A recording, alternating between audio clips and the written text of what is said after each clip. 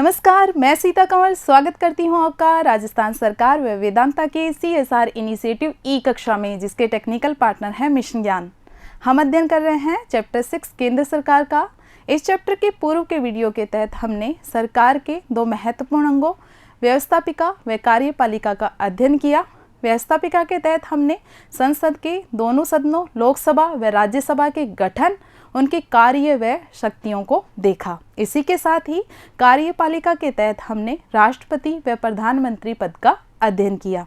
आज के वीडियो में हम अध्ययन करेंगे सरकार के तीसरे अंग न्यायपालिका यानी सर्वोच्च न्यायालय का। तो चलिए देखते हैं कि हम किन किन बिंदुओं के तहत सर्वोच्च न्यायालय का अध्ययन करेंगे।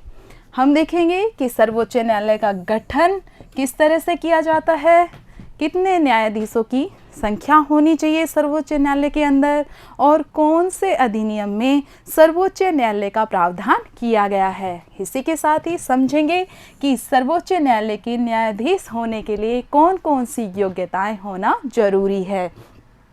देखेंगे कि न्यायाधीशों का कार्यकाल कितना होता है और महाभियोग जैसी प्रक्रिया जिसके द्वारा न्यायाधीशों को हटाया जाता है, आखिरकार यह प्रक्रिया क्या है।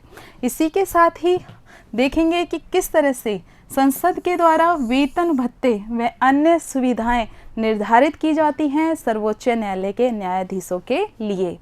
उन्हें कौन कौन सी उन्मुक्तियां या छूट दी गई हैं भारतीय संविधान के द्वारा। इसी के साथ ही अध्ययन करेंगे न्यायालय के मुख्य स्थान का, कि सर्वोच्च न्यायालय कहाँ पर स्थित है, कौन से अनुच्छेद में यह प्रावधान किया गया है। इसी के साथ देखेंगे कि इस भारतीय संविधानों के द्वारा न्यायाधीश पर कौन कौन से प्रतिबंध लगाए गए हैं, यानी न्यायाधीशों के ऊपर कुछ जो प्रतिबंध लगाए गए हैं वो आखिरकार क्या है। इसी के साथ ही हम सर्वोच्च न्यायालय के क्षेत्राधिकार के बारे में जानकारी प्राप्त करेंगे कि कौन कौन से कार्य हैं जो कि उनके क्षेत्र में आते हैं, उन्हें करने होते हैं, उनके अधिकार क्षेत्र में आते हैं। यहाँ पे यह है भारत का सर्वोच्च न्यायालय जो कि नई दिल्ली में स्थित है। तो बच्चों, इस टॉपिक को शुरू करने से पहले, सर्वोच्च न्यायालय के गठन को समझने से पहले हम एक बार पृष्ठभूमि समझ लेते हैं, क्योंकि जैसे कि हम हर वीडियो में करते हैं, थोड़ा बैकग्राउंड से चलते हैं जिससे कि चीज़ें हमें आसानी से समझ में आएँ और चीज़ों को रटने की ज़रूरत न पड़े।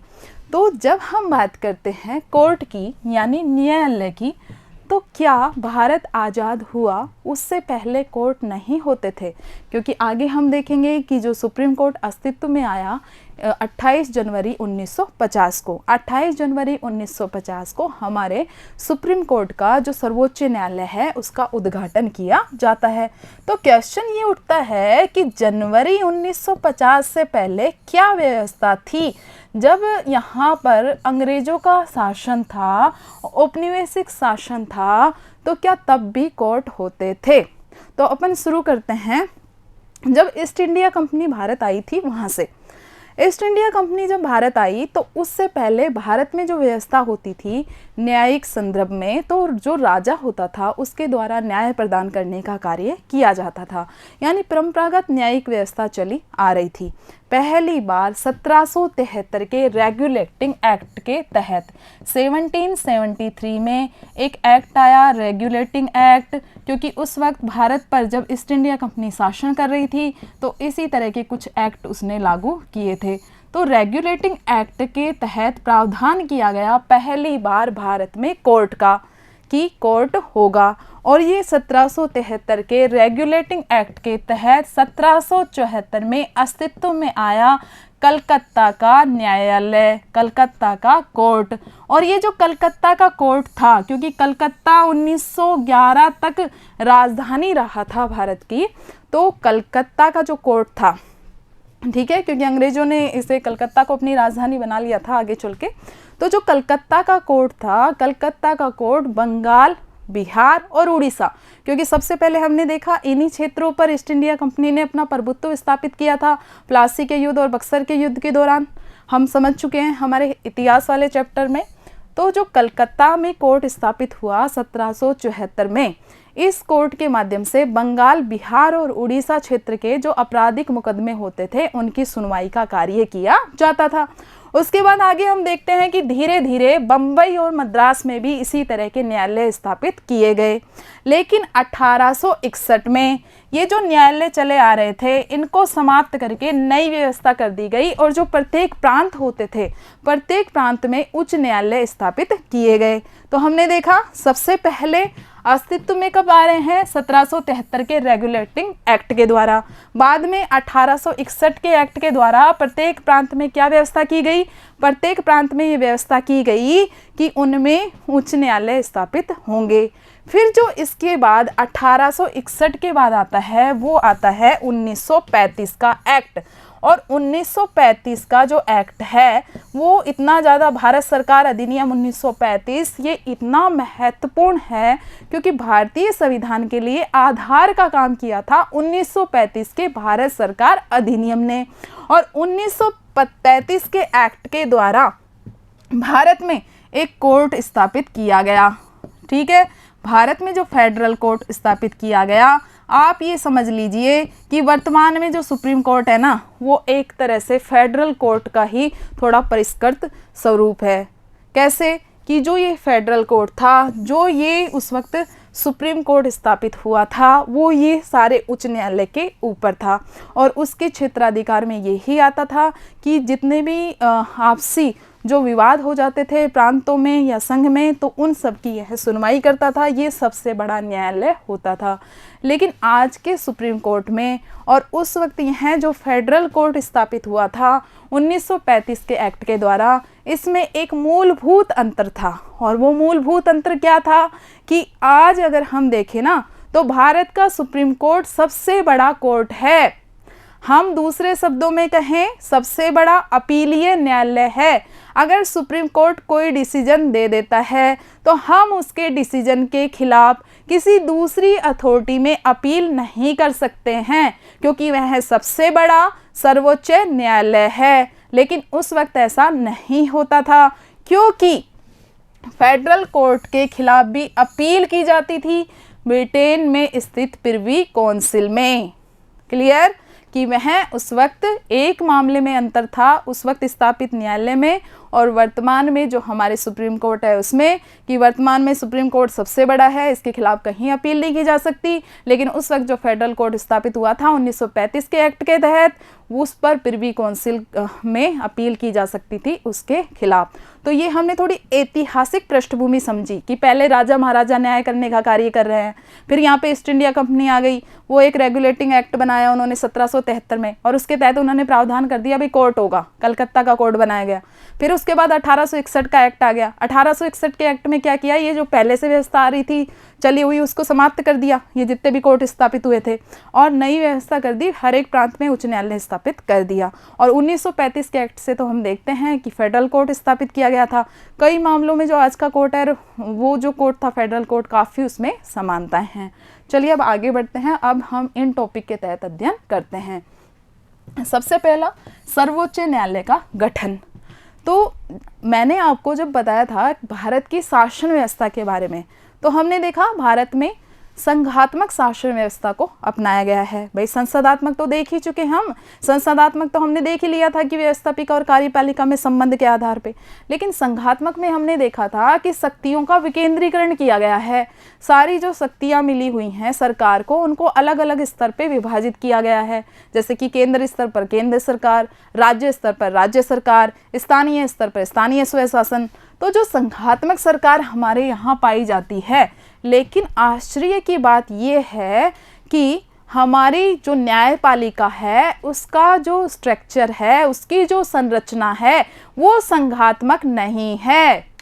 आप इसको यूँ समझिए कि अमेरिका भी एक संघात्मक शासन व्यवस्था वाला देश है, लेकिन जो अमेरिका का न्यायालय है वहाँ पर संघात्मक संघीय न्यायालय है, यानी प्रांतीय स्तर पर अलग न्यायालय है, प्रांत का जो अलग अथॉरिटी होगी और जो केंद्र स्तर पे है वो अलग अथॉरिटी है न्यायालय की। लेकिन अपने यहाँ पर एकीकृत शासन व्यवस्था को अपनाया गया है कि हमने हमारे देश की परिस्थितियों के अकॉर्डिंग, व्यवहारिकता के अकॉर्डिंग परिवर्तन करते हुए ये व्यवस्था अपनाई है। तो सबसे पहले एकीकृत न्यायपालिका है, एकीकृत न्याय व्यवस्था है, यानी पूरे उसकी संरचना एक ही है, ठीक है, अलग अलग नहीं है। जैसे अपन ने केंद्र में अलग सरकार बना रखी है, अगर हम व्यवस्थापिका और कार्यपालिका देखें तो केंद्र के लेवल पे अलग है, राज्य के लेवल पे अलग है, लेकिन न्याय व्यवस्था एकीकृत है, जिसमें हम देखें त्रिस्तरीय उसकी संरचना है कि सबसे ऊपर क्या होगा, सबसे ऊपर होगा उच्चतम न्यायालय, फिर क्या होगा, फिर होगा उच्च न्यायालय, और उच्च न्यायालय के अंडर में कौन होंगे, जितने भी अधीनस्थ न्यायालय होंगे, जिला न्यायालय या जितने भी अदर न्यायालय। क्लियर कि सबसे ऊपर क्या होगा, उच्चतम न्यायालय, है ना, ये एक दूसरे से, और फिर उसके अंडर में क्या होगा, उच्च न्यायालय, और फिर उच्च न्यायालय के अंडर में क्या होगा, अधीनस्थ न्यायालय। और ये व्यवस्था हमने भारत सरकार अधिनियम 1935 से ग्रहण की है, ठीक है। मैंने बताया था भारत सरकार अधिनियम 1935 बहुत ही इम्पोर्टेंट रहा है हमारे लिए, और उस वक्त जो भारत सरकार अधिनियम 1935 से जो कोर्ट स्थापित हुआ था और वर्तमान का कोर्ट है, उसमें समानता इसीलिए है क्योंकि हमने जो न्यायिक व्यवस्था अपनाई है, सर्वोच्च न्यायालय की जो व्यवस्था अपनाई है, वो भारत सरकार अधिनियम 1935 से ही ग्रहण की है। चलिए, क्लियर हुआ, एकीकृत न्यायपालिका है क्योंकि इसमें सबसे ऊपर सर्वोच्च न्यायालय और फिर अन्य न्यायालय हैं। आगे बढ़ते हैं, देखते हैं भारतीय संविधान के किन किन अनुच्छेद में सर्वोच्च न्यायालय का वर्णन किया गया है। तो भारतीय संविधान के भाग 5 में अनुच्छेद 124 से लेकर 147 तक उच्चतम न्यायालय को सर्वोच्च न्यायालय भी कहते हैं, भाई सबसे ऊपर जो न्यायालय है, ठीक है, उच्चतम या सर्वोच्च। तो उच्चतम न्यायालय के गठन को, उसके न्याय क्षेत्र को, कि भाई क्या क्या उसके अधिकार क्षेत्र होंगे, उसकी कार्य व शक्तियों का उल्लेख किया गया है आर्टिकल 124 से लेकर के 147 तक। भारत के उच्चतम न्यायालय का उद्घाटन 28 जनवरी 1950 को किया गया। आया समझ में कि 28 जनवरी 1950 को उद्घाटन हुआ। वर्तमान जो सुप्रीम कोर्ट हम देख रहे हैं, और उसके जो प्रथम न्यायाधीश बने वो थे हरिलाल जे कानिया, कई जगह पे उसको हीरा लाल भी लिखा गया है, ठीक है। तो ये अपने क्लियर है। आगे बढ़ते हैं, न्यायाधीशों की संख्या, यानी अब हम गठन देख रहे हैं। गठन में हम सब देखेंगे कि न्यायाधीशों की कितनी संख्या होनी चाहिए, क्या प्रावधान किया गया है, कैसे उनको नियुक्त किया जाएगा, वेतन वगैरह कैसे दिए जाएंगे, और फिर उनको कैसे पद से हटाया जा सकता है। तो चलिए फर्स्ट पॉइंट देखते हैं कि न्यायाधीश की संख्या के बारे में क्या प्रावधान किया गया है।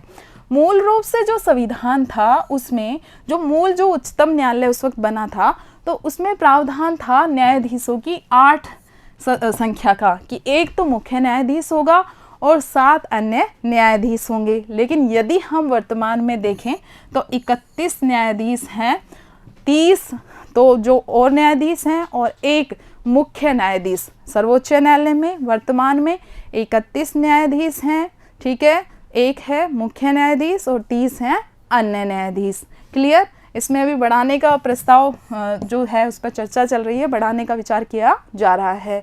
संविधान द्वारा सर्वोच्च न्यायालय के न्यायाधीशों की संख्या, उनके वेतन, उनकी जो सेवा की शर्तें होंगी, उनका जो क्षेत्राधिकार होगा, इसे निश्चित करने का अधिकार संसद को दिया गया है।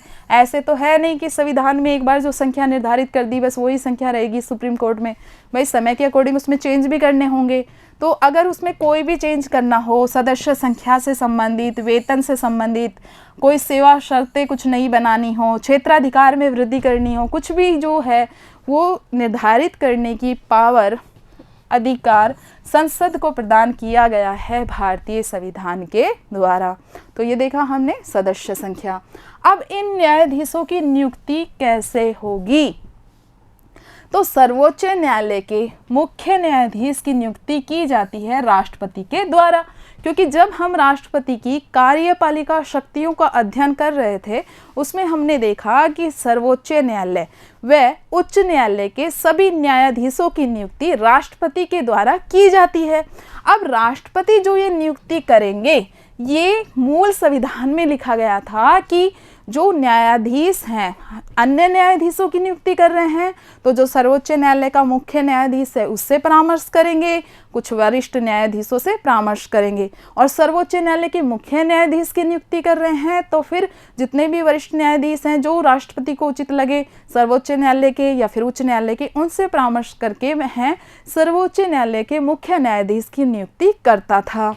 लेकिन होता क्या है कि इसकी जो ये परामर्श एक शब्द दिया गया था, न्यायाधीश से परामर्श करके नियुक्ति की जाएगी, तो उसकी अवहेलना की गई, न केवल 1973 में बल्कि 1977 में। तो 2 बार जब इसकी अवहेलना की गई तो आलोचना होने लगी। उसके बाद ये प्रस्ताव किया गया कि ये जो सलाह है इसको अनिवार्य कर दिया जाए, कि अनिवार्य रूप से सलाह मशवरा करके ही राष्ट्रपति न्यायाधीशों की नियुक्ति करेगा। बाद में हम देखते हैं 1993 में कॉलेजियम व्यवस्था को अपना लिया गया था। कॉलेजियम व्यवस्था में ये किया गया कि सर्वोच्च न्यायालय के मुख्य न्यायाधीश और उसके अलावा 4 वरिष्ठ न्यायाधीश होंगे। कॉलेजियम एक मंडल होगा कॉलेजियम में, और ये जो लोग हैं सर्वोच्च न्यायालय के मुख्य न्यायाधीश व 4 जो सीनियर जज हैं सुप्रीम कोर्ट के, इनका एक समूह राष्ट्रपति को नाम प्रस्तावित करेगा कि इनको आप जो भी पद खाली होंगे उसी अकॉर्डिंग कि इनको आप बना सकते हो। तो राष्ट्रपति इन्हीं नामों में से न्यायाधीशों की नियुक्ति करते हैं। एक बार और हम इसको समझते हैं कि संविधान द्वारा सर्वोच्च न्यायालय व उच्च न्यायालय के न्यायाधीशों की नियुक्ति की जो पावर दी गई है वो राष्ट्रपति को दी गई है। तो मूल संविधान में ये प्रावधान था कि राष्ट्रपति जब सुप्रीम कोर्ट के जो जज हैं उनकी नियुक्ति करेगा तो मुख्य न्यायाधीश से सलाह करेगा, और जब मुख्य न्यायाधीश की नियुक्ति करेगा तो वरिष्ठ न्यायाधीशों से सलाह करेगा। लेकिन कई बार इसकी अवहेलना कर दी गई, उल्लंघन कर दिया गया, जिस पर इसकी आलोचना हुई। उसके बाद 1993 से एक मेथड अडोप्ट कर लिया गया, उसको कॉलेजियम व्यवस्था कहा गया। इसमें क्या कर दिया गया कि पहले तो एक व्यक्ति से वो सलाह मशवरा करता था, अब 5 व्यक्तियों का एक वो संगठन बना दिया गया, जिसमें एक तो होगा मुख्य न्यायाधीश और 4 होंगे वरिष्ठ न्यायाधीश, और ये जो सिफारिश करेंगे कुछ नामों की, उन्हीं नामों में से राष्ट्रपति के द्वारा पद खाली हुआ उसके अकॉर्डिंग नियुक्ति की जाएगी। ठीक है, ये क्लियर हुआ। अब सर्वोच्च न्यायालय के न्यायाधीश बनने के लिए क्या क्या योग्यताएं होना आवश्यक है। तो पहला हमने देखा भारत का नागरिक हो। इसके अलावा 3 विशेषताएं बताई गई हैं। देखते हैं क्या क्या, कि वह किसी उच्च न्यायालय में या 2 से अधिक न्यायालय में लगातार कम से कम 5 साल तक न्यायाधीश के रूप में कार्य करने का अनुभव रखता हो। यानी उसने 5 साल तक जज के रूप में, न्यायाधीश के रूप में कार्य किया हो। कहाँ पर किया हो भाई, जरूरी तो नहीं है ना कि एक ही कोर्ट में लगातार काम किया हो, तो किसी भी हाई कोर्ट में, किसी भी उच्च न्यायालय में, ठीक है, या तो हाई कोर्ट में या फिर कोई भी 2 या 2 से अधिक न्यायालय हैं उनमें लगातार 5 वर्ष तक जज के रूप में कार्य करने का वह अनुभव रखता हो तो वह पात्र होगा। ठीक है। दूसरा, किसी उच्च न्यायालय या न्यायालयों में 10 वर्ष तक अधिवक्ता रह चुका हो। यानी सुप्रीम कोर्ट का जज बनने के लिए पहली विशेषता हमने देखी कि 5 साल तक वह अनुभव रखता हो, न्यायाधीश के रूप में कार्य कर चुका हो।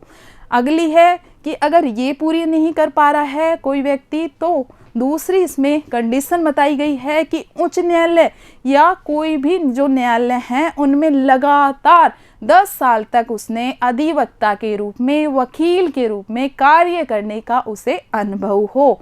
और ये भी नहीं पूरी कर पा रहा तो एक और कंडीशन है कि क्या तो ये हो या फिर एक और कंडीशन बताई गई है कि वह राष्ट्रपति की नज़रों में, राष्ट्रपति की दृष्टि में कानून का उच्च कोटि का ज्ञाता हो, कि राष्ट्रपति को लगे कि कानून की दृष्टि से उसको बहुत ज़्यादा जानकारी है, कानून की दृष्टि से उच्च कोटि का ज्ञाता है, तो वह उस व्यक्ति को डायरेक्ट न्यायाधीश नियुक्त कर देगा।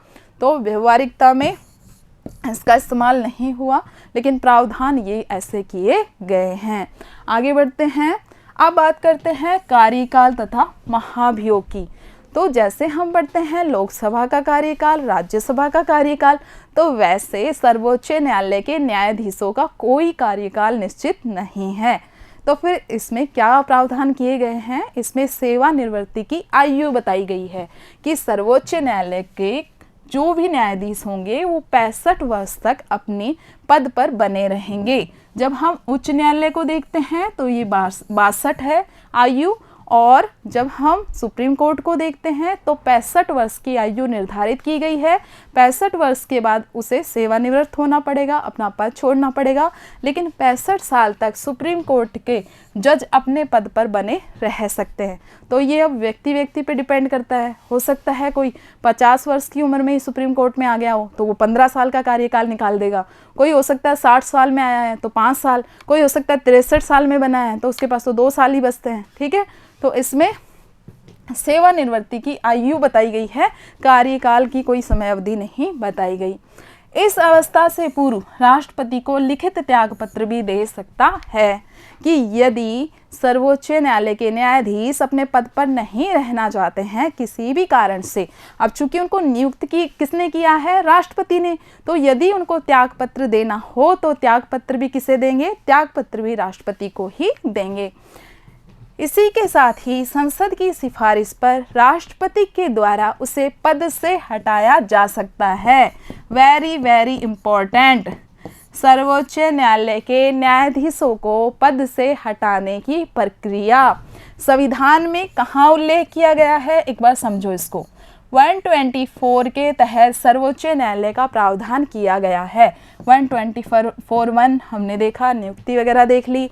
124 के 4 में प्रावधान किया गया है संविधान के अंदर, और क्या यूज किया गया है? कौन सी भाषा इस्तेमाल हुई है कि सर्वोच्च न्यायालय के न्यायाधीशों को, सर्वोच्च न्यायालय और उच्च न्यायालय, ठीक है, इनको उसी रीति से उनके पद से हटाया जा सकता है जिस रीति से राष्ट्रपति को हटाया जाता है।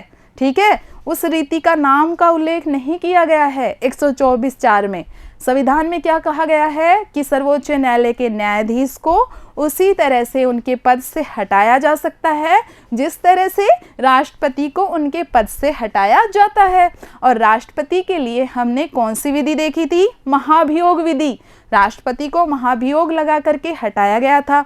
लेकिन यहाँ पे ये अपना कॉन्सेप्ट क्लियर करो कि संविधान में जो महाभियोग शब्द है ना, वो सिर्फ राष्ट्रपति के लिए इस्तेमाल हुआ है। महाभियोग शब्द का इस्तेमाल राष्ट्रपति के अलावा नहीं हुआ है, बल्कि जो ये और पद है ना, इनके लिए ये शब्दावली इस्तेमाल की गई है कि राष्ट्रपति जैसी प्रक्रिया, यानी महाभियोग जैसी प्रक्रिया, पर महाभियोग शब्द का उनके लिए इस्तेमाल नहीं हुआ। महाभियोग शब्द का इस्तेमाल तो राष्ट्रपति को उनके पद से हटाने के लिए ही हुआ है। तो ये अपना टर्म क्लियर रखना। तो 124(4) में कहा गया है। अब 124(4) में कुछ आधार बताए गए, ग्राउंड बताए गए कि किस आधार पे सर्वोच्च न्यायालय, उच्च न्यायालय के न्यायाधीशों को उनके पद से हटाया जा सकता है। एक बात और क्लियर करना चाहूँगी कि अभी मैं आपको सर्वोच्च न्यायालय पढ़ा रही हूँ, लेकिन बीच बीच में मैं उच्च न्यायालय भी बोल रही हूँ। वो इसलिए क्योंकि यहाँ पे एकीकृत न्यायपालिका है, तो जो सर्वोच्च न्यायालय को नियुक्त कर रहे हैं राष्ट्रपति, वो ही उच्च न्यायालय के न्यायाधीश को नियुक्त करेंगे। जिस तरह से सर्वोच्च न्यायालय के न्यायाधीश को हटाया जा सकता है, वैसे ही उच्च न्यायालय के न्यायाधीश को हटाया जा सकता है। सारी सिमिलरिटीज है, ठीक है, लेकिन सिर्फ अंतर इतना है कि जो ये सर्वोच्च न्यायालय के न्यायाधीश हैं, इनको शपथ दिलाने का कार्य करेगा राष्ट्रपति, और जो उच्च न्यायालय के न्यायाधीश हैं, इनको शपथ दिलाने का कार्य करेगा जिस राज्य में वो न्यायाधीश बन के जा रहे हैं ना, उस राज्य का राज्यपाल उनको शपथ दिलाएगा। तो ये बेसिक अंतर है, और तो सब चीज़ें उनकी सेम है। ठीक है, तो 124(4) में प्रावधान किया गया है उन आधारों का जिन आधारों पे न्यायाधीश को उनके पद से हटाया जा सकता है। इसी के साथ ही इसमें बताया गया है विधि के बारे में कि हम ऐसे हटा सकते हैं जिस तरह से राष्ट्रपति को हटाया जाता है। लेकिन जो वास्तविकता में जो ये प्रक्रिया है कि कौन सी प्रक्रिया किस तरह से चलेगी, कौन सी प्रक्रिया लगा करके उनको पद से हटाया जा सकता है, तो उसका उल्लेख किया गया न्यायाधीश जांच अधिनियम। एक अधिनियम बनाया गया था, न्यायाधीश जांच अधिनियम 1968। ठीक है, एक बार लिख लीजिए, न्यायाधीश जांच अधिनियम 1968। इसमें क्लियर महाभियोग शब्द का इस्तेमाल किया गया कि न्यायाधीशों को महाभियोग लगा करके हटाया जा सकता है। लेकिन ध्यान रखना, ये क्या है, ये है अधिनियम। अधिनियम में उल्लेख किया गया है, संविधान में तो महाभियोग शब्द सिर्फ राष्ट्रपति के लिए ही इस्तेमाल हुआ है। तो जो ये न्यायाधीश जांच अधिनियम था 1968 में ये बनाया गया, इसमें ये जो प्रक्रिया थी महाभियोग की प्रक्रिया, जिसके द्वारा सर्वोच्च न्यायालय के न्यायाधीशों को उच्च न्यायालय के न्यायाधीशों को हटाया जाएगा, इसका उल्लेख किया गया था। तो चलिए अब समझते हैं हम दो जो मैंने आधार बताए जिन आधारों पे हटाया जा सकता है, उनमें से एक आधार है सिद्ध कदाचार या दुर्व्यवहार, कि उन्होंने कोई उनके ऊपर ऐसे आरोप सिद्ध हो गए हों कि ये दुर्व्यवहार करते हैं। कदाचार एक होता है सदाचार, अच्छा व्यवहार, एक उसका ऑपोजिट हो गया कदाचार। तो उनके ऊपर अप्रूव्ड हो गया हो कदाचार या दुर्व्यवहार का आरोप, तो उनके खिलाफ ये प्रक्रिया लाई जा सकती है। पहला एक आधार देखा, ठीक है। राष्ट्रपति में ध्यान रखना, राष्ट्रपति पे जब महाभियोग लगाया था तो हमने कौन सा आधार देखा था, संविधान के अतिक्रमण का, कि अगर राष्ट्रपति ने संविधान का अतिक्रमण कर दिया है तो उनको महाभियोग लगाकर हटाया जा सकता है। लेकिन सर्वोच्च न्यायालय के न्यायाधीश को अपन हटा रहे हैं दो आधारों पे। एक आधार हमने देखा सिद्ध कदाचार या दुर्व्यवहार, कि उनके ऊपर कदाचार का आरोप सिद्ध हो गया हो। दूसरा सक्षमता का विपरीत, कि वो किसी भी कार्य को करने में सक्षम नहीं हैं, अक्षम हो गए हैं, यानी वो अब मेंटल या फिजिकल तौर पे स्वस्थ नहीं हैं। क्या नहीं है, सक्षम नहीं हैं, अक्षम हो गए हैं। तो ये दो आधार है, इन आधारों पे संसद के दोनों सदनों में किसी भी सदन में पहले प्रस्ताव लाया जा सकता है। लेकिन कंडीशन क्या है, अगर लोकसभा पहले प्रस्ताव लेकर आ रही है न्यायाधीश को हटाने का, तो 100 कम से कम प्रस्तावक होने चाहिए। अगर राज्यसभा लेकर आ रही है पहले प्रस्ताव न्यायाधीश को हटाने का, तो कम से कम 50 प्रस्तावक होने चाहिए। लेकिन कोशिश यही की जाती है, क्योंकि भारतीय संविधान में न्यायपालिका बिल्कुल स्वतंत्र है। हमने देखा व्यवस्थापिका और कार्यपालिका तो आपस में संबंधित है, न्यायपालिका स्वतंत्र रखी गई है। तो न्यायपालिका की गरिमा बनी रहे, कोशिश तो यही की जाती है। लेकिन फिर भी आगे हम चर्चा करेंगे कि एक दो केस ऐसे हुए जिसमें न्यायाधीशों के विरुद्ध इस तरह की प्रक्रिया शुरू की गई थी। तो पहले अपन एक बार प्रक्रिया डिस्कस कर लेते हैं। प्रक्रिया क्या होती है, सबसे पहले दो आधार हमने देखे, सिद्ध कदाचार का और अक्षमता का। ठीक है, दो आधारों पे जैसे उदाहरण लेते हैं, माना कि राज्य सभा में पहले प्रस्ताव लाया जा रहा है किसी न्यायाधीश को उसके पद से हटाने के लिए, तो कम से कम 50 प्रस्तावक उस पर हस्ताक्षर करेंगे। उसके बाद यह प्रस्ताव किसे सौंप दिया जाएगा, राज्यसभा के सभापति को। अब राज्यसभा का सभापति उसको देखेगा, पढ़ेगा आराम से। जब राज्यसभा के सभापति को लगेगा कि हाँ ये मामला लाया जा सकता है, इस पर चर्चा की जा सकती है, तो राज्यसभा के जो सभापति हैं, अगर लोकसभा में लाया जाएगा तो लोकसभा के अध्यक्ष है ना, लेकिन अपन अभी राज्यसभा की बात कर रहे हैं, तो राज्यसभा के जो सभापति हैं वो एक समिति नियुक्त करेंगे। वो समिति इसलिए नियुक्त करेंगे कि आप जांच करो अच्छे से कि क्या ये जो आरोप लगे हैं उस न्यायाधीश के ऊपर ये आरोप सही लगे हैं या नहीं लगे। इस चीज़ को अपन समझते हैं। ये देखो, सबसे पहले हमने देखा कि क्या तो राज्यसभा या फिर लोकसभा इस तरह का प्रस्ताव ला सकती है। राज्यसभा हमने देखे 50 के हस्ताक्षर होने चाहिए, लोकसभा हमने देखा 100 के होने चाहिए। अभी हम प्रक्रिया शुरू कर रहे हैं राज्यसभा से। तो राज्यसभा में 50 जो सांसद थे उन्होंने हस्ताक्षर कर दिए कि भाई ये जो न्यायाधीश है हम इसके ऊपर इन आधारों पर ये जो एक महाभियोग जैसी जो प्रक्रिया है वो लगाकर इन्हें हटाना चाहते हैं। और उन्होंने वो प्रस्ताव सौंप दिया राज्यसभा के मुखिया सभापति को। अब सभापति महोदय ने गठन किया एक समिति का, क्योंकि समिति के गठन का प्रावधान है, ठीक है। 1968 का अधिनियम हमने देखा, उसमें ये प्रक्रिया दी गई है। अब समिति में मुख्य रूप से 3 सदस्य होते हैं। एक तो होता है सुप्रीम कोर्ट का कोई भी जज हो, जरूरी नहीं कि CJI हो यानी मुख्य न्यायाधीश हो, सुप्रीम कोर्ट का कोई भी जज हो।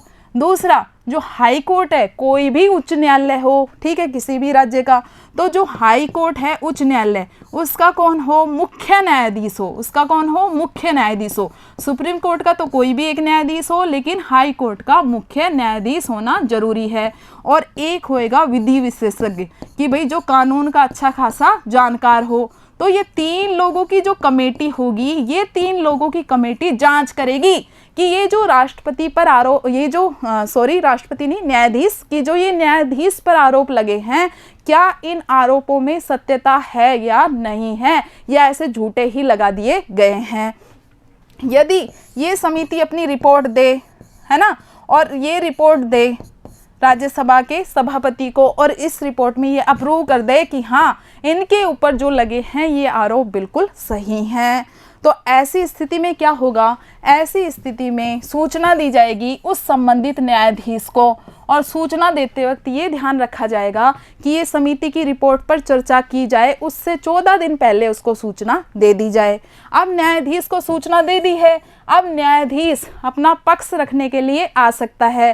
क्या तो वो खुद आएगा, ठीक है, या फिर अपने किसी प्रतिनिधि को भेजेगा, एडवोकेट को भेजेगा अपना पक्ष रखने के लिए।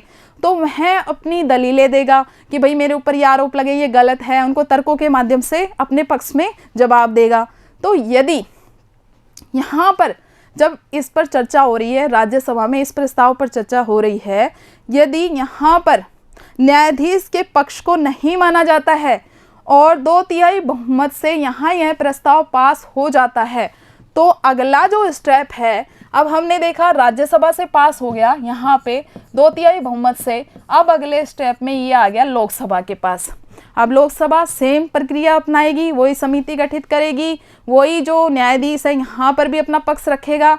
और यदि लोकसभा भी, हमने देखा, यदि लोकसभा भी अपने कुल सदस्य के 2/3 बहुमत से इस आशय का प्रस्ताव पास कर दे कि हाँ भाई ये जो न्यायाधीश के ऊपर आरोप लगे हैं ये बिल्कुल सही लगे हैं, तो ऐसी कंडीशन में जब राष्ट्रपति के भी साइन हो जाएंगे इस प्रस्ताव पर, तो न्यायाधीश को अपना पद छोड़ना पड़ेगा। और इसका मैं आपको उदाहरण देना चाहूँगी। हालांकि हम जब सुप्रीम कोर्ट के न्यायाधीश की बात करते हैं तो इसके एकमात्र न्यायाधीश हैं 1991 में उनके खिलाफ लाया गया था, 1993 तक ये मामला चला था, रामास्वामी जी, ठीक है। तो सुप्रीम कोर्ट के जब हम बात करते हैं प्रथम न्यायाधीश रामास्वामी जी थे, है ना, लेकिन ऐसी कोई इतनी समस्या नहीं आई, बस आरोप लगे यहाँ तक ही रहा। लेकिन जब हम अब एक और न्यायाधीश हैं जिनका मैं एग्जांपल देना चाहूँगी, सौमित्र सेन, ठीक है, सौमित्र सेन जो कि बंगाल के थे, है ना, बंगाल के क्या थे,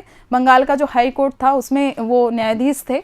तो सुप्रीम कलकत्ता में, तो जो सौमित्र सेन थे उनके खिलाफ लाया गया प्रस्ताव 2009 में, और इसी तरह से कमेटी गठित की गई थी, राज्यसभा में उनके खिलाफ ऐसा प्रस्ताव लाया गया था।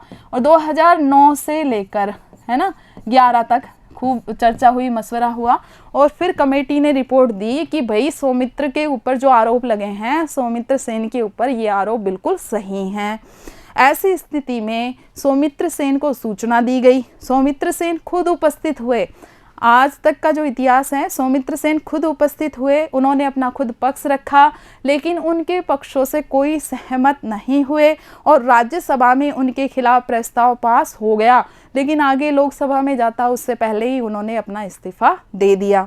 तो वो हाई कोर्ट के थे सौमित्र सेन, हमने देखा उनके खिलाफ ही प्रक्रिया इतनी आगे बढ़ी थी, और तो किसी के खिलाफ नहीं बढ़ी। क्योंकि एक और हम देखते हैं पीडी दिनकरन जी जो कि सिक्किम के बन गए थे, उच्च न्यायालय की बात कर रही हूँ मैं आपको।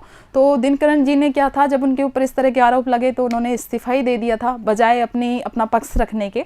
तो और सुप्रीम कोर्ट के हम देखते हैं तो सुप्रीम कोर्ट के जो एकमात्र थे वो थे रामास्वामी जी, ठीक है। तो ये थोड़ी एक्स्ट्रा जीके हो गई है, आपको थोड़ी इसकी जानकारी होनी चाहिए। ठीक है, अब हम देखते हैं कि यहाँ क्या लिखा हुआ है कि न्यायाधीश अयोग्य या आपत्तिजनक आचरण करने वाला प्रमाणित हो जाए तो भारत के राष्ट्रपति के आदेश से उस न्यायाधीश को अपने पद से हटना पड़ेगा। तो क्लियर हुआ, एक दो बार वीडियो देखोगे, नोट्स बनाओगे, अच्छे से समझ में आ जाएगा। राष्ट्रपति की प्रक्रिया महाभियोग कहलाती है और ये राष्ट्रपति जैसी प्रक्रिया से हटाए जाते हैं, उच्च न्यायालय और उच्चतम न्यायालय दोनों के न्यायाधीश। अब नेक्स्ट पॉइंट है वेतन भत्ते व अन्य सुविधाएं।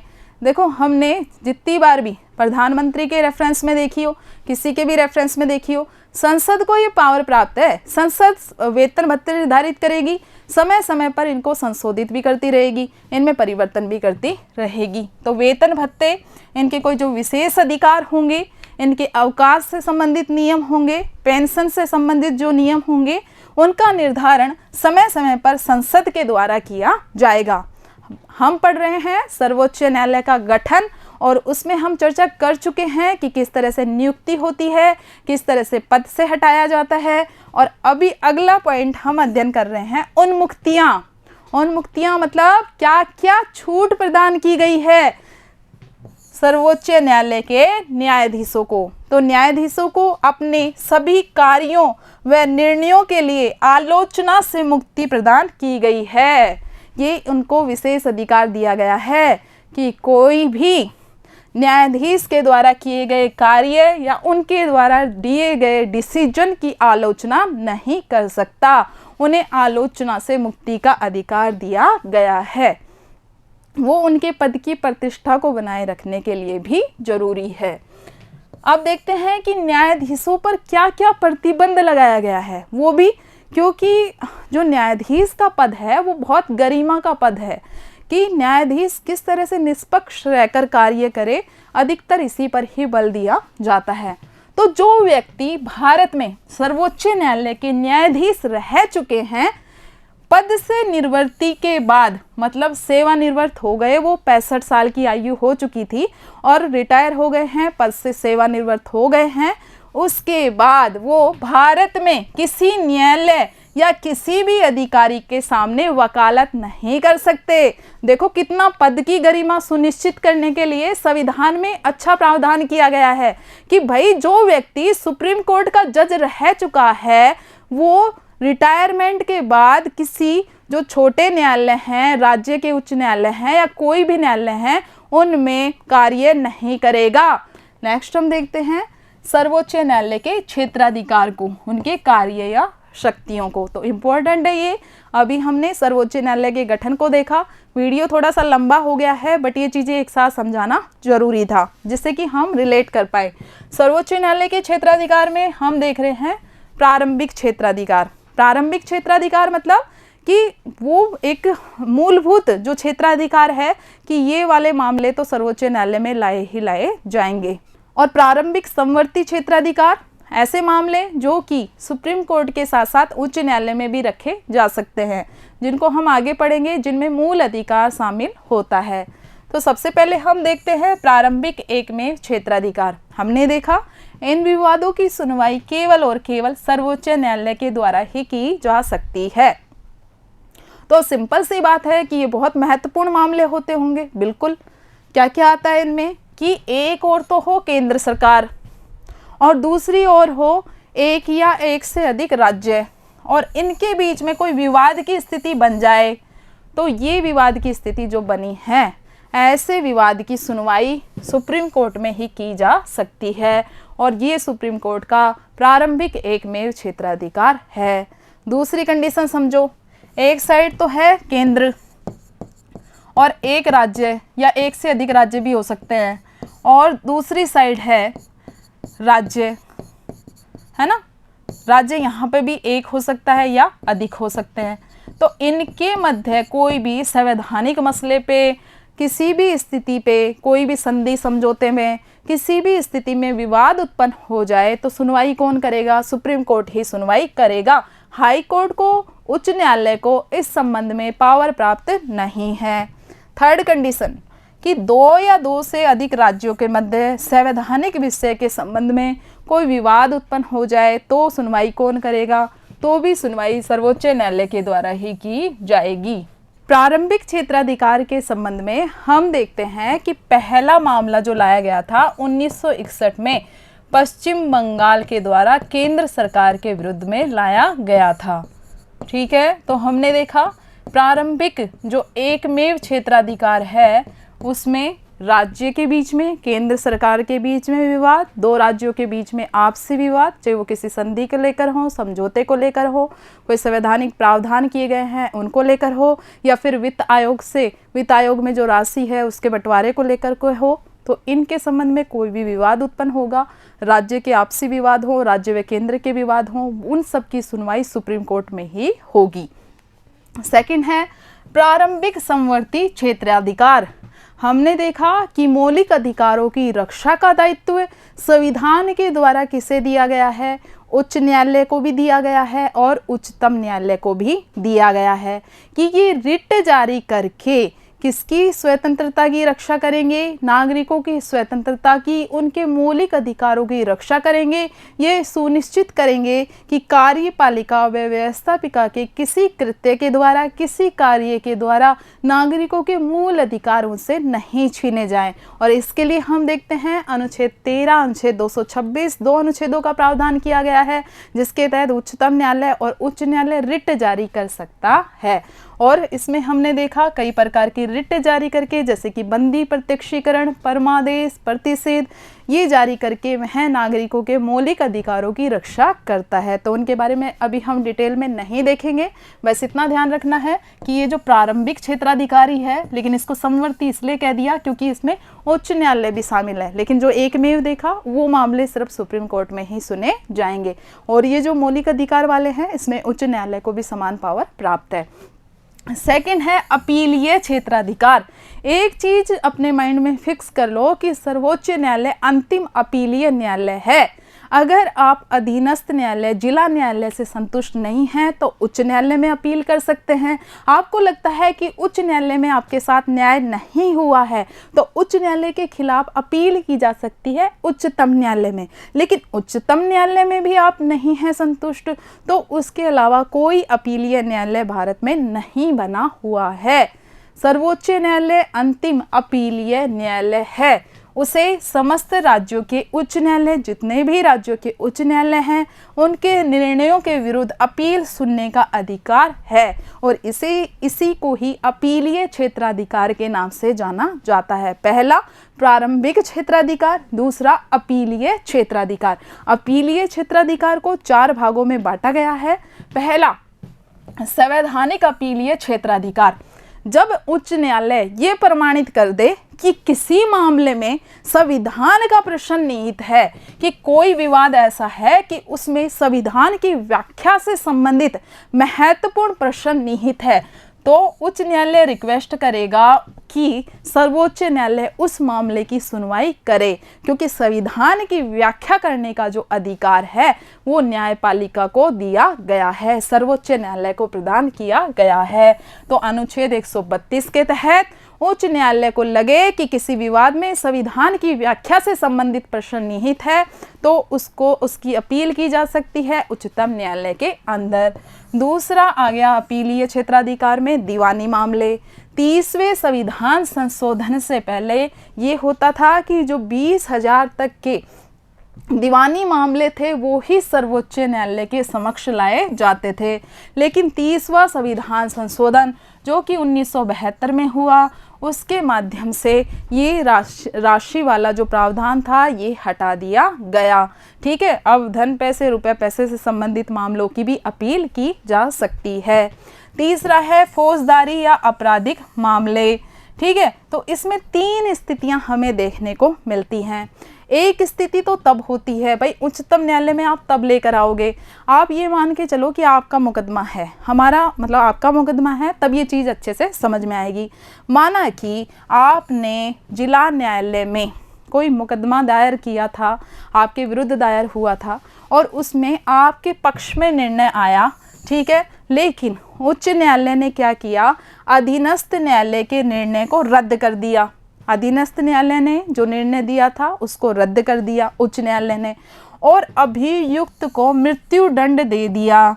तो ऐसी कंडीशन में वह व्यक्ति यानी आप उच्चतम न्यायालय में अपील कर सकते हो कि उच्च न्यायालय ने क्या किया, अधीनस्थ न्यायालय के निर्णय को पलट दिया, अधीनस्थ न्यायालय के निर्णय के खिलाफ जाकर के मृत्युदंड दे दिया अभियुक्त को। तो ऐसी स्थिति में उच्चतम न्यायालय में अपील की जा सकती है। क्यों की जा सकती है? क्योंकि जो अधीनस्थ न्यायालय था वो आपको अपराध मुक्त घोषित कर चुका था कि आपने अपराध किया ही नहीं है, और अधीनस्थ न्यायालय के खिलाफ जाकर के उच्च न्यायालय अब आपको मृत्युदंड दे रहा है। तो आप इस निर्णय के खिलाफ, उच्च न्यायालय के इस निर्णय के खिलाफ अपील कर सकते हैं उच्चतम न्यायालय में। ठीक है, क्योंकि अधीनस्थ न्यायालय ने अपराध मुक्त घोषित कर दिया था और उच्च न्यायालय उसी व्यक्ति को मृत्युदंड दे रहा है। सेकंड कंडीशन, किसी अधीनस्थ न्यायालय से मामला लेकर के अभियुक्त को मृत्युदंड दे दिया जाए कि उच्च न्यायालय ने क्या किया, अधीनस्थ न्यायालय में मामला चल रहा था, उससे मामला अपने यहाँ पे, वो विवाद था, उसको अपने यहाँ पे मंगवाया और फिर अभियुक्त को मृत्युदंड दे दिया, जबकि अभी तो डिसीजन आया ही नहीं था, अधीनस्थ न्यायालय में जो मामला चल ही रहा था। पहली कंडीशन, अधीनस्थ न्यायालय में जो डिसीजन आ चुका था, अपराध मुक्त घोषित किया जा चुका था, उस व्यक्ति को मृत्युदंड दे दिया तो हम अपील करेंगे।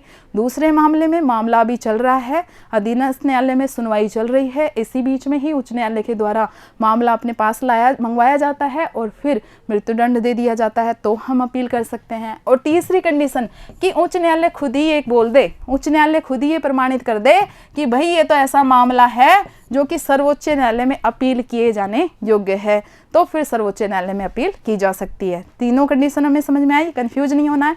एक तो ये कि अधीनस्थ न्यायालय में मामला क्लियर हो चुका था, फैसला आ चुका था, अभियुक्त को बिल्कुल सजा, मतलब अभियुक्त का दंड कोई माना ही नहीं गया था, उसकी कोई गलती मानी ही नहीं गई थी, लेकिन उसके बावजूद उच्च न्यायालय ने क्या किया, उसको मृत्युदंड दे दिया। दूसरा मामला कि अभी सुनवाई चली रही थी, बीच में ही मामला उच्च न्यायालय ने अपने पास मंगवाया और अभियुक्त को मृत्युदंड दे दिया।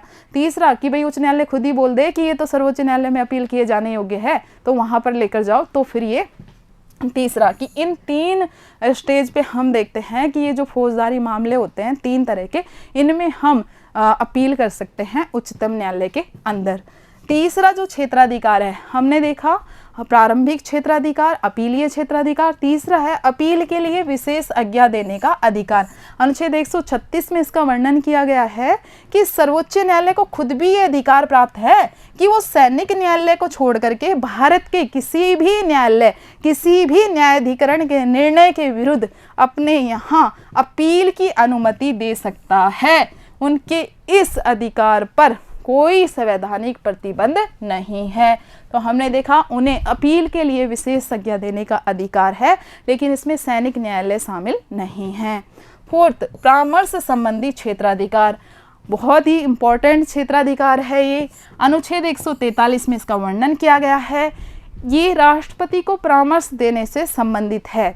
यदि किसी समय राष्ट्रपति को ये लगे कि कोई विधि से संबंधित, तथ्य से संबंधित, संवैधानिक मामलों से संबंधित कोई ऐसा प्रश्न उपस्थित हो गया है कि उन्हें समझ में नहीं आ रहा है, तो ऐसी स्थिति में वह सर्वोच्च न्यायालय से परामर्श मांग सकते हैं। दो कंडीशन होती है इसमें, क्या तो कोई ऐसा मामला हो जिसमें सार्वजनिक महत्व निहित हो, मतलब जिससे सार्वजनिक महत्व, सार्वजनिक कल्याण पर प्रभाव पड़ रहा हो, तो ऐसे मामले में राष्ट्रपति सलाह मांग सकता है। दूसरा, जिसमें कोई तथ्य संबंधी प्रश्न निहित हो, विधि संबंधी प्रश्न निहित हो, और हमें पता है संविधान की व्याख्या करने का अधिकार सर्वोच्च न्यायालय को हो, तो दो कंडीशन में वह राय मांग सकता है। हालांकि ये विधि संबंधी मामलों में देने के लिए, अपनी सलाह देने के लिए बाध्य है सर्वोच्च न्यायालय, परंतु जो सलाह दी जाएगी जरूरी नहीं कि राष्ट्रपति के द्वारा उसे माना जाए, तो राष्ट्रपति उस सलाह को मानने के लिए अपने स्वविवेक पर निर्भर है कि वह उस सलाह को स्वीकार करे या अस्वीकार करे। ठीक है, तो सर्वोच्च न्यायालय का परामर्श हमने देखा कि विधि या तथ्य से संबंधित प्रश्न पे तो उसे सलाह देनी ही देनी होती है। नेक्स्ट है अभिलेख न्यायालय। ये भी बहुत इंपॉर्टेंट जो क्षेत्राधिकार है उसका अनुच्छेद याद रखना, अनुच्छेद 129, कुछ अनुच्छेद याद रखना, जैसे 124 है, 124(1), 124(4) जिसके तहत हटाया जाता है। इसके अलावा अभिलेख न्यायालय का 129, 143 हमने देखा कि किस तरह से राष्ट्रपति को परामर्श दिया जा रहा है, देखा था ना अनुच्छेद 143। तो कुछ आर्टिकल है जो हमें याद रखने हैं। तो अभिलेख न्यायालय क्या कहता है कि सर्वोच्च न्यायालय के जो निर्णय है ना, वो हर जगह साक्ष्य के तौर पर स्वीकार किए जाएंगे, ऑन रिकॉर्ड वो रहेंगे, और कोई भी इन फैसलों पर उंगली नहीं उठा सकता। इन फैसलों को किसी भी न्यायालय में प्रस्तुत किया जाएगा, उनकी प्रामाणिकता के विषय में कोई भी प्रश्न नहीं उठाया जाएगा। यानी जो न्यायालय ने निर्णय दिए हैं वो निर्णय साक्ष्य के तौर पर इस्तेमाल किए जाएंगे, कहीं पर भी उनको साक्ष्य के तौर पर इस्तेमाल किया जाएगा। जैसे कोई भी मुकदमा है, अगर उससे संबंधित पहले कोई सर्वोच्च न्यायालय फैसला दे चुका है तो उस मुकदमे की सुनवाई के दौरान जो वकील होते हैं वो उस जो पहले का मुकदमा था जिसका निर्णय दिया था सर्वोच्च न्यायालय ने, तो उसको प्रूफ के रूप में, साक्ष्य के रूप में प्रस्तुत करते हैं कि देखो उस मामले में भी सर्वोच्च न्यायालय ने ये व्यवस्था दी थी। तो कोई भी उनकी वैधानिकता पे संदेह नहीं करेगा, भाई उनको बहुत अच्छे प्रूफ के तौर पे स्वीकार किया जाएगा। कोई भी उनकी वैधानिकता पे कि ये गलत है, सही है, कानूनी है, कोई भी उनकी वैधानिकता पे उंगली नहीं उठा सकता। और अगर कोई ऐसा करता है तो इसे न्यायालय की अवमानना मानी जाएगी और न्यायालय की अवमानना मान करके उसे दंड दिया जाएगा। तो ये कुछ महत्वपूर्ण क्षेत्राधिकार हमने देखे। इसके अलावा यह मौलिक अधिकारों का रक्षक है और हमने देखा मौलिक अधिकारों की रक्षा करने के लिए इसके द्वारा कई प्रकार की रिट जारी की जाती हैं, जैसे कि बंदी प्रत्यक्षीकरण, परमादेश, प्रतिषेध, अधिकार परीक्षा आदि। इसी के साथ ही संविधान का संरक्षक है, संविधान का यह संरक्षण करता है। और संविधान का संरक्षण किसके द्वारा करता है? अपनी न्यायिक पुनरावलोकन की शक्ति के माध्यम से करता है, न्यायिक समीक्षा की शक्ति के माध्यम से करता है। बहुत ही इंपॉर्टेंट है ये। क्या है ये शक्ति? अपनी न्यायिक पुनरावलोकन की शक्ति के माध्यम से न्यायपालिका एक तरह से कार्यपालिका और व्यवस्थापिका पर नियंत्रण स्थापित करती है। कैसे? कि कार्यपालिका कहीं ऐसे निर्णय न ले जो कि संविधान के विपरीत हो, लोक कल्याण के विपरीत हो, या विधायिका कोई ऐसा कानून न बनाए जो कि संविधान का अतिक्रमण करे। ये सब जांच करने का अधिकार किसका है? सर्वोच्च न्यायालय का है। ये देखिए, संविधान द्वारा सर्वोच्च न्यायालय को संविधान के संरक्षण का कार्य दिया गया है। वह कानूनों की वैधानिकता की जांच करता है कि कोई कानून ऐसा न हो जो कि संविधान में उल्लेखित विधि का उल्लंघन करे। संघीय व राज्य सरकार यानी जो कार्यपालिका है, संघीय व राज्य सरकार, उनके द्वारा निर्मित विधियों का वह पुनरावलोकन कर सकता है। तो जब हम संविधान में देखते हैं तो न्यायिक पुनरावलोकन के लिए कोई अलग से अनुच्छेद नहीं बनाया गया है। अलग अलग जो अनुच्छेद हैं, अनुच्छेद 131, 132, कई ऐसे अनुच्छेद हैं जिनमें ये उल्लेख किया गया है कि उनके द्वारा कानूनों की वैधानिकता की जांच की जा सकती है। इसके अलावा कार्यपालिका चाहे वह केंद्र के स्तर की हो, राज्य के स्तर की हो, कार्यपालिका केंद्र के स्तर पर प्रधानमंत्री और मंत्रिपरिषद हमने देखा, ठीक है, और राज्य स्तर पर कौन आते हैं? राज्य स्तर पे मुख्यमंत्री और मंत्रिपरिषद। तो केंद्र व राज्य सरकार कोई भी विधि बना रही है, कोई भी शासन संबंधी निर्णय ले रही है, वह उनके पुनरावलोकन कर सकता है। यदि संसद या विधानमंडल संविधान का अतिक्रमण करे, ठीक है, संविधान का अतिक्रमण किया जाए संसद या विधानमंडल के द्वारा, या मूल अधिकारों के विरुद्ध कोई कानून बना लिया जाए, कोई ऐसा कानून उनके द्वारा बनाया जाए जिससे कि नागरिकों के मूल अधिकार छीन लिए जाए, तो ऐसी स्थिति में सर्वोच्च न्यायालय इन्हें अवैधानिक घोषित कर सकता है। अगर एक लाइन में मैं आपको समझाऊं तो सर्वोच्च न्यायालय की जो न्यायिक पुनरावलोकन, देखो इस शब्द को ही समझो, पुनरावलोकन, अवलोकन मतलब ध्यान से देखना और पुनरावलोकन मतलब दोबारा से देखना, कि जो भी संसद ने, केंद्र स्तर पे संसद होती है, हमने देखा विधायिका, राज्य स्तर पे जो संसद होती है उसको क्या कहते हैं? विधानमंडल। कि संसद ने या विधानमंडल ने जो कानून बनाए हैं ना, वो कानून संविधान में उल्लेखित नियमों के खिलाफ ना हो, कोई विधि का उल्लंघन ना करें, इनकी वैधानिकता की जांच कर सकता है अपनी इस शक्ति के माध्यम से। कौन? सर्वोच्च न्यायालय।